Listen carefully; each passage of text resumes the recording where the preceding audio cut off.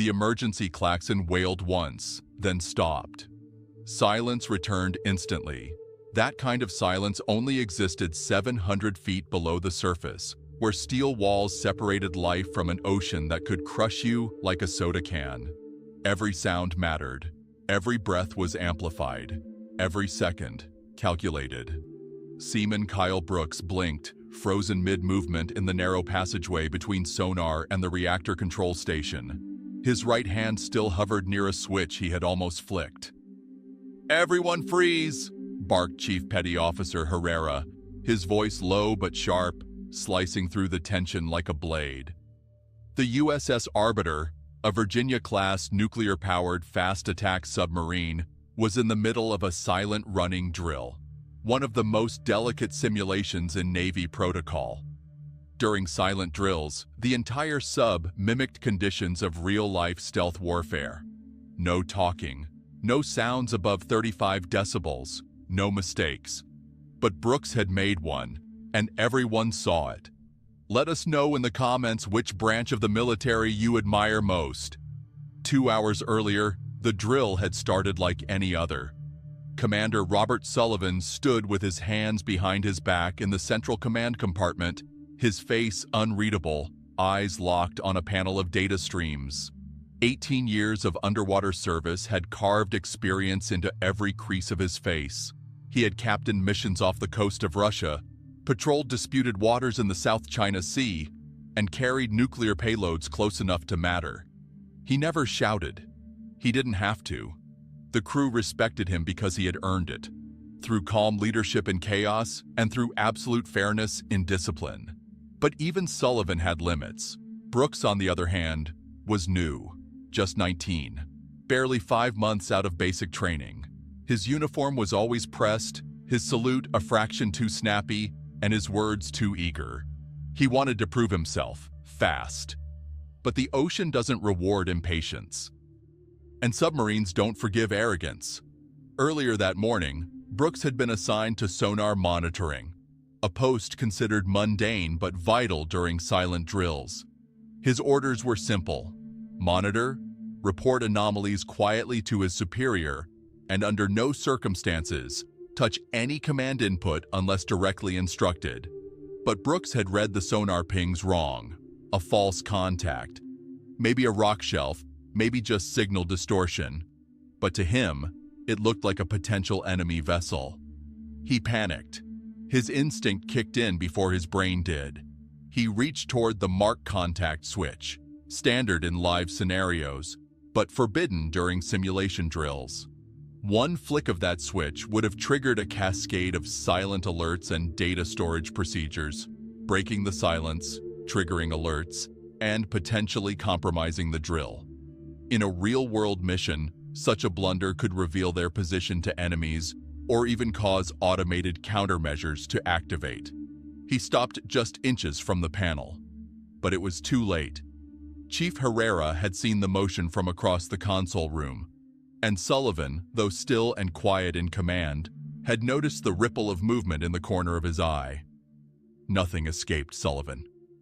The room remained in lockdown silence. Then came the words, low, deliberate. "Seaman Brooks, step back from the console," Sullivan said without turning his head. Brooks stepped back. His face had gone pale. A cold sweat bloomed under his collar. Sullivan turned around. The whole room seemed to hold its breath. "Chief," he said, "halt the simulation. Full reset." An audible gasp tried to escape someone's throat, but they swallowed it.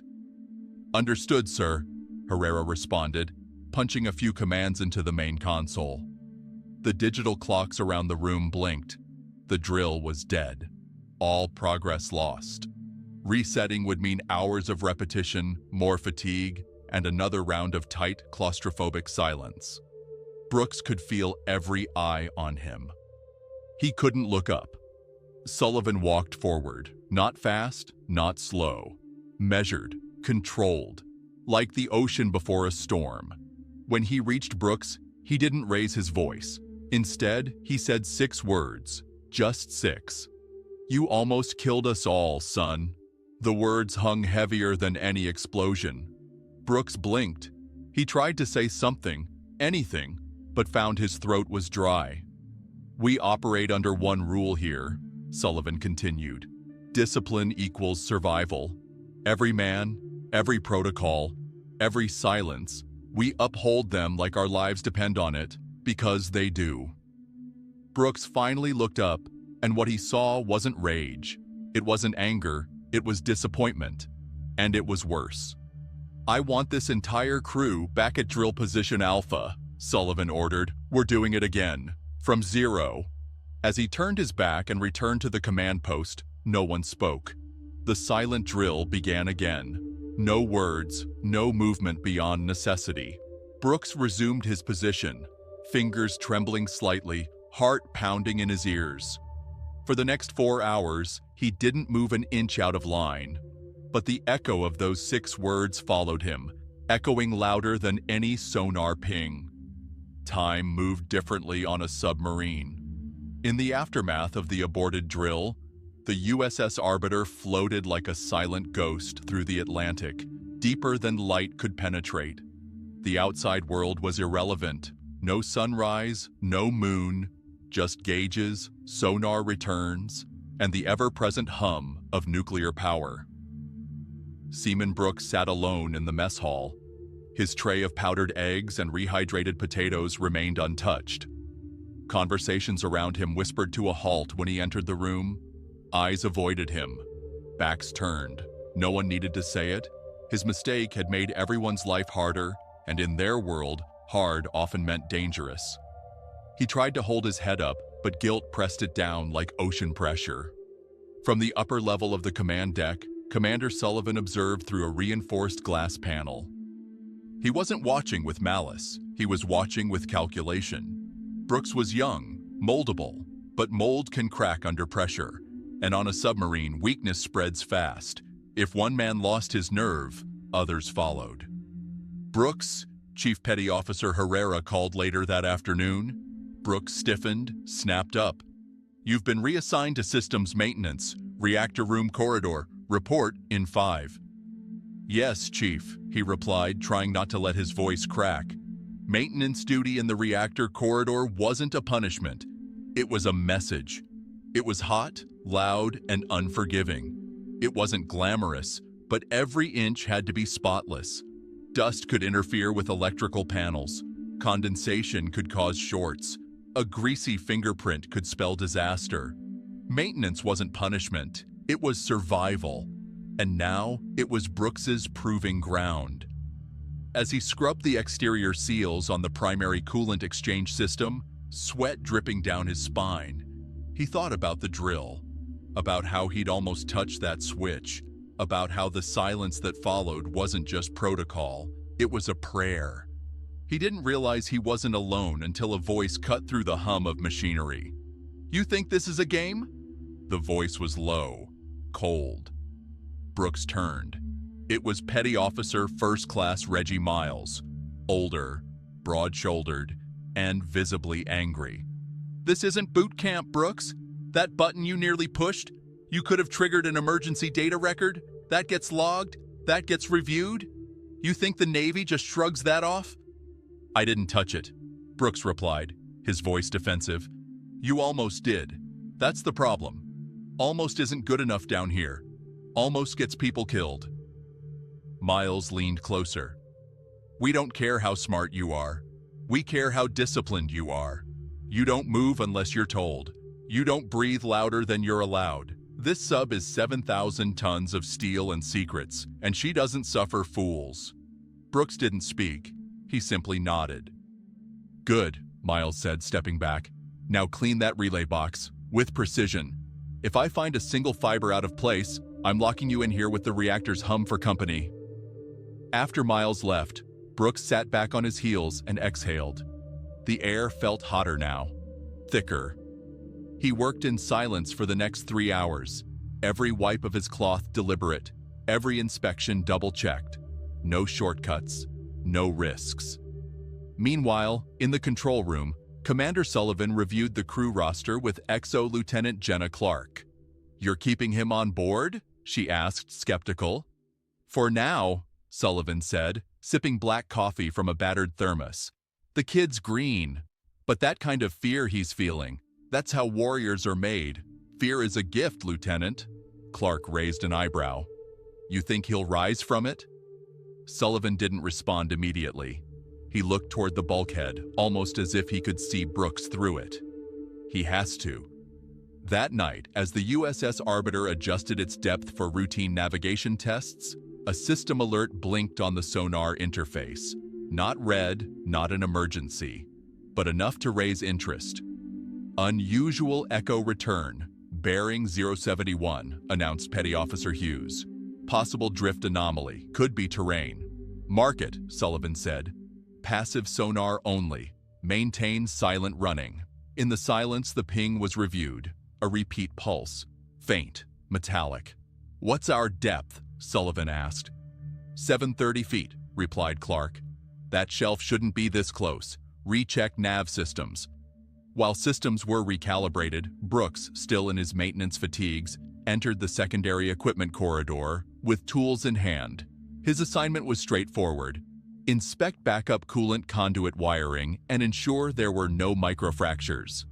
But halfway through the inspection, he noticed something strange. A soft vibration in the floor panels, rhythmic, not consistent with the hum of internal systems. He paused, dropped to one knee, felt the floor again. The vibration stopped, then returned. He reached for the intercom, then hesitated. He knew what it could be, but after what happened earlier, would anyone even listen? He took a breath. No, he had to report it. This wasn't about him. He tapped the comm. This is Seaman Brooks in Corridor B4, requesting immediate comm to sonar. The voice that responded was flat, tired. Hughes here. You're not on operations, Brooks. I know, but I feel something. In the floor. Like a vibration. Intermittent. It's not internal. A pause. Then a sigh. Then, all right, stand by. Back in sonar, Hughes relayed the message. Sullivan leaned forward. Anything on passive returns? Clark pointed to the waveform screen. Could be another sub. Very quiet. Sullivan's face hardened. Brooks may have caught what our sensors didn't. He picked up the ship-wide. This is Commander Sullivan. All stations hold current position. Engineering, prepare silent mode thrusters. Sonar, maintain passive monitoring. Brooks, report to sonar. Brooks was stunned. Yes, sir, he replied, and bolted through the narrow passageways. When he entered the sonar room, the air was thick with tension. Sullivan looked at him for a long moment, then pointed at a seat. Sit, watch, learn. Brooks obeyed. The sonar display pulsed gently, displaying faint lines. Then, suddenly, one of them moved. It was slow, deliberate. Not an echo, not terrain. Possible contact, Clark said. Classify, Sullivan ordered. The contact moved again, then stopped. Not broadcasting, no transponder, and not one of ours. A long silence followed. Brooks stared at the screen, his heart in his throat. Had he really felt the approach of a foreign sub before the systems confirmed it? He swallowed. Sullivan leaned toward him. You may have just saved this vessel. Brooks didn't speak, but something in him changed. In that moment, beneath tons of pressure and expectation, he felt it. Respect. Not just from the commander, but from himself. He had acted cautiously, correctly, and maybe, just maybe, he belonged down here after all. The contact was moving again. At first, the foreign signal had drifted, slowly, silently, like a predator testing the waters. But now it shifted course, not toward the Arbiter, but in parallel. That meant one thing. It was tracking them. Commander Sullivan stood with his arms crossed, eyes locked on the sonar screen. The bridge lights were dimmed to red. Everyone's voice dropped to whispers. Even breath was careful. Maintain silent running, Sullivan ordered. Passive monitoring only. No active pings unless I say. Yes, sir. Seaman Brooks sat at the far end of the room, every muscle tight. He didn't know what kind of sub they were tracking, Russian, Chinese, rogue, but he knew one thing. It was dangerous, more dangerous than any drill. This was the real thing. Across the control room, Lieutenant Clark monitored the data feeds from the propulsion logs. "They're matching our depth," she whispered, "within 20 meters. "That's too close to be coincidence," said Sullivan. "They've spotted us, or at least suspect." A deadly cat-and-mouse game had begun. One mistake, one sound above threshold, and both vessels could spiral into chaos. "Weapons?" Sullivan asked. "Standby mode only," replied Petty Officer Miles. "Torpedo bays are sealed, tubes cold. Keep them that way. We're not here to start a war." But Brooks noticed something, barely a flicker. The contact on the screen had pulsed, just a hair closer. He turned to Chief Herrera, whispering, "What if they try to cross our path? Box us in?" Herrera didn't answer. He didn't need to. The fear in his eyes said enough. Another shift, this one more aggressive. "Sir," Clark called out, "their trajectory. If they maintain this angle, they'll be in sonar shadow in 90 seconds. Meaning they could disappear completely." Sullivan didn't hesitate. "Change depth." "Down 30 meters. Minimal noise." The arbiter groaned gently as ballast was adjusted. Pressure increased. The air felt thicker. "Stabilize trim. Cut all non-essential systems. No vibration." They drifted into deeper water. Brooks could feel it in his bones. The descent, the weight of the sea pressing in. Every second below 800 feet was borrowed time. "Contact has adjusted as well," Clark said. Brooks squinted. The trail on the screen curved, mirroring their move. "They're mimicking us." Sullivan turned to sonar. "Sound profile? Still passive, but they're closing, slowly." "They're not fleeing," Clark murmured. "They're stalking." Brooks couldn't stay silent anymore. "Sir, what if they want to force a collision? Or draw us into active sonar so we reveal our position?" Sullivan turned toward him, his expression unreadable. "There's only one reason a sub shadows this close without transmitting ID," he said. "They want to see if we'll flinch." "Are we going to?" Brooks asked, his voice low. Sullivan didn't blink. "Not on my watch." But everyone felt it, that rising pressure, not just from the ocean, but from each other. One wrong button, one vibration, one cough, and this encounter could turn into something catastrophic. Time crawled. The screen pulsed. The foreign contact hovered, always at the edge, always too close. Then it happened. A loud thunk reverberated through the hull. Not an explosion, an impact. Lights flickered. "What the hell was that?" Herrera shouted, instinctively reaching for the panel. Sullivan's hand shot up. "Hold!" Everyone froze. "Report!" he barked. Clark scanned the diagnostics. "No hull breach, but something bounced off the side." "Mine?" Brooks asked. "No, too light." Then sonar spoke again. "We lost the contact." Silence. Total silence. "No! There!" Hughes pointed. A second blip had appeared, above them. "They're above our bow." The foreign sub had changed depth rapidly. Risky. Reckless. "They're trying to spook us," Sullivan said. "Or they're positioning for a pincer movement." Brooks's pulse thundered in his ears. He looked around the room. Everyone was calm, but it was the kind of calm that only comes before a storm. Clark leaned over to Sullivan. "We're in international waters, but barely. If they force us north, we'll cross into disputed zone." "And that's what they want," Sullivan replied. "They want us to retreat, show weakness." He stepped forward. "No, we stay." Everyone stared. "Trim the bow down 5 degrees. Minimal propulsion. Let's drift under them." A risk, a calculated one, and it worked. The arbiter glided beneath the unknown contact. The sonar pulse quieted. For a full minute, it was as if the ocean had gone to sleep. Then sonar picked up something else. They're turning tail, heading east. They're gone? Brooks asked. Sullivan exhaled.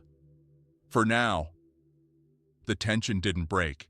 It evaporated, slowly, like steam off metal. Only then did Brooks realize his hands had been clenched the entire time.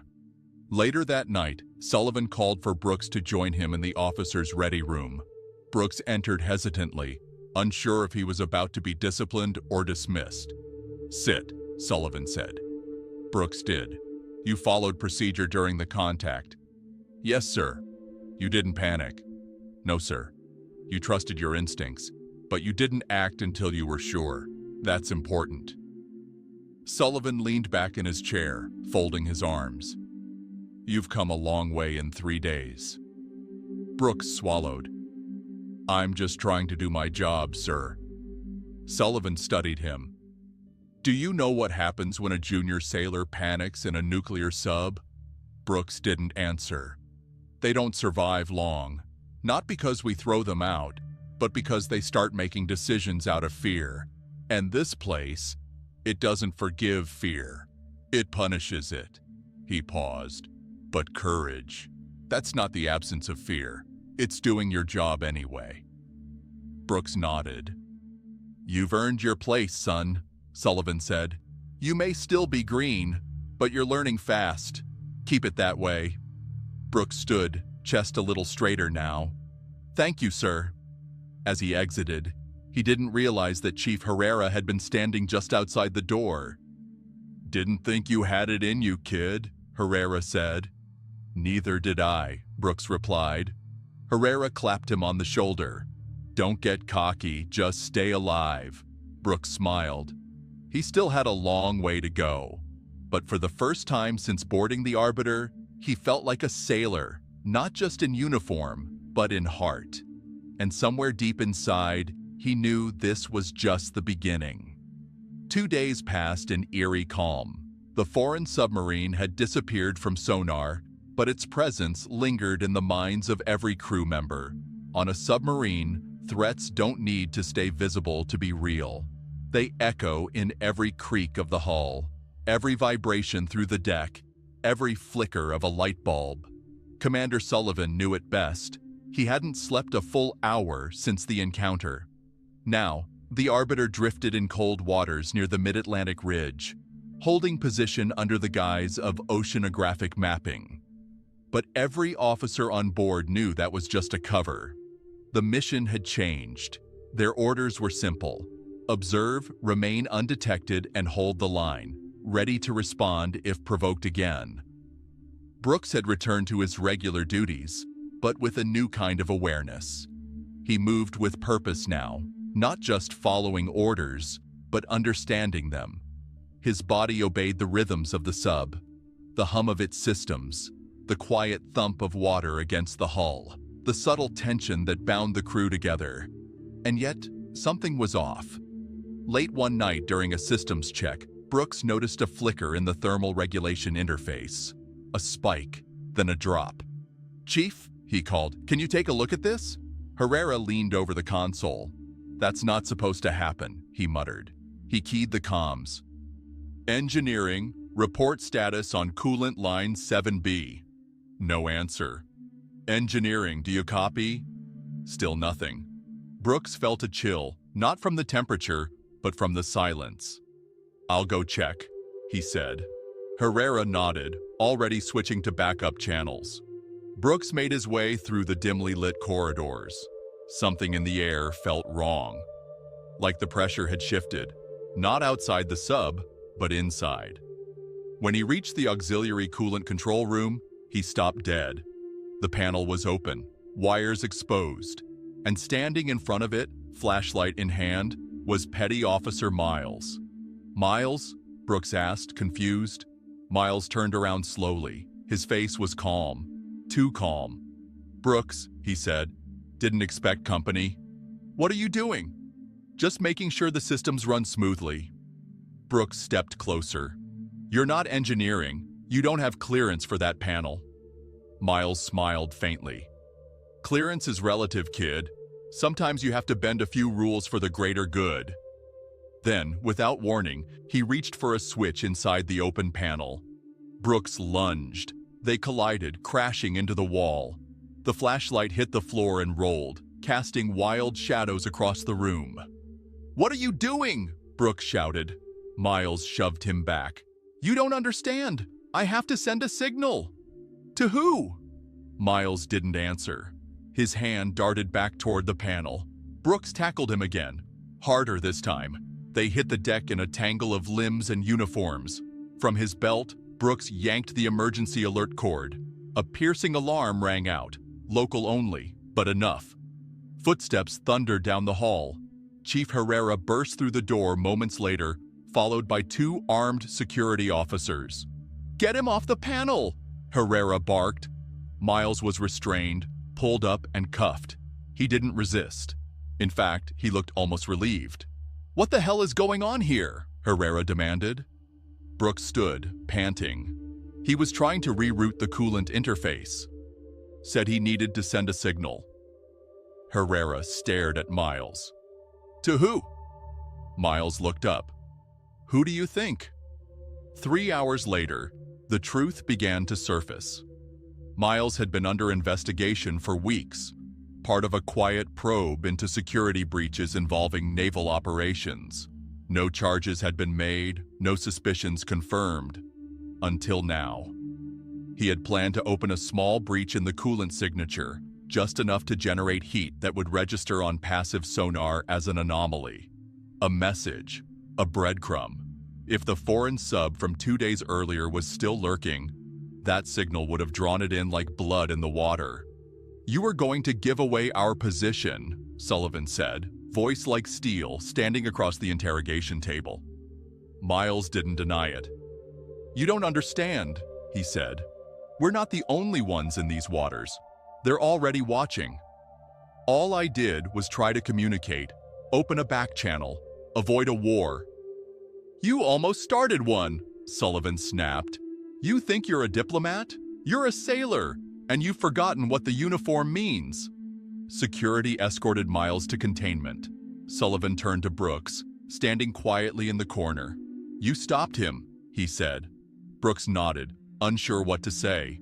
Sullivan approached.